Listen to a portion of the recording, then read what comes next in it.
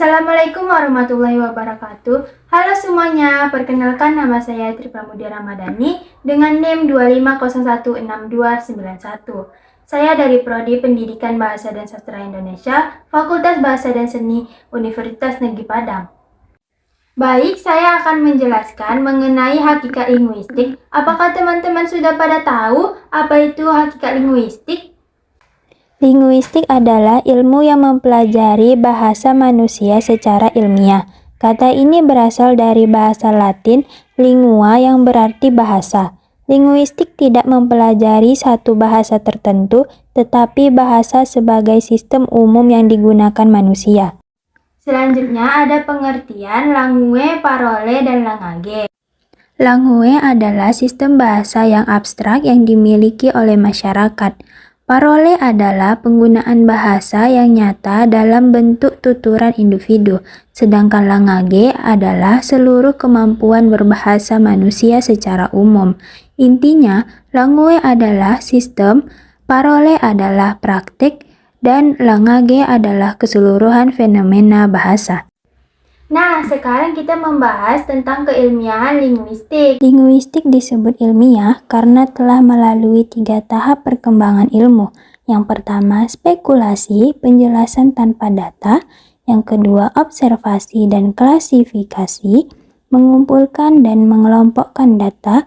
Yang ketiga, perumusan teori, membuat teori berdasarkan data empiris. Saat ini, linguistik berada pada tahap ketiga sehingga dianggap sebagai disiplin ilmiah. Selanjutnya, mari kita bahas tentang kriteria ilmiah linguistik.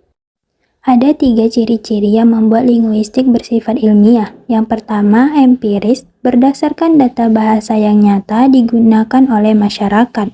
Yang kedua, eksak, analisis dan hasilnya jelas serta pasti bukan dugaan. Yang ketiga, objektif, dapat diuji ulang oleh siapapun dengan hasil yang sama. Dengan memenuhi ketiga kriteria ini, linguistik dikategorikan sebagai ilmu yang sah. Selanjutnya, ada metode dalam linguistik. Linguistik menggunakan 2 metode utama. Yang pertama, metode deduktif, memulai dari teori atau hipotesis lalu diuji pada data. Yang kedua, metode induktif, memulai dari data nyata lalu menghasilkan teori. Metode induktif memiliki 4 tahap. Yang pertama, tahap observasi data. Yang kedua, tahap memahami struktur data. Yang ketiga, tahap menyusun hipotesis. Dan yang keempat, tahap menguji hipotesis.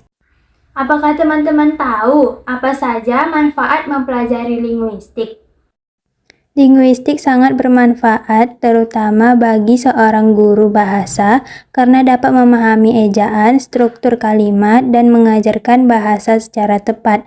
Yang kedua, bermanfaat bagi seorang penerjemah karena dapat memahami makna, konteks, serta memilih terjemahan yang benar.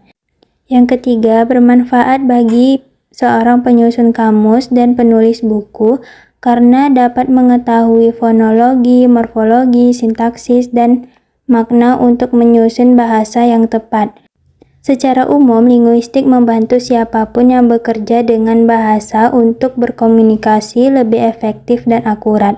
Baiklah, yang terakhir ada kesimpulan mengenai materi hakikat linguistik.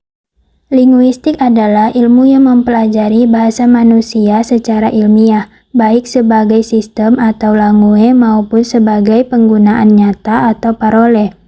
Sebagai disiplin ilmiah, linguistik bersifat empiris, eksak, dan objektif, serta menggunakan metode deduktif dan induktif dalam merumuskan teori.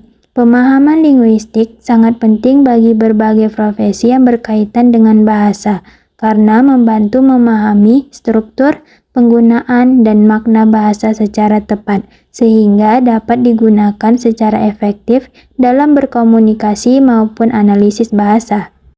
Sekian dari materi saya mengenai hakikat linguistik. Semoga bermanfaat. Saya akhiri dengan wassalamualaikum warahmatullahi wabarakatuh.